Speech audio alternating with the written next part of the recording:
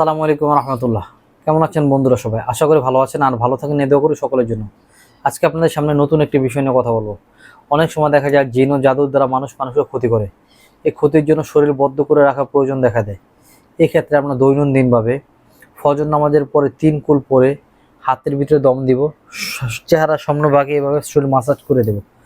এছাড়া মাগরিবের সময় 3 কুল পরে শরীরের ভিতরে এভাবে একই নিয়মে ফু দিয়ে সারা শরীর মাসাজ করে দেব।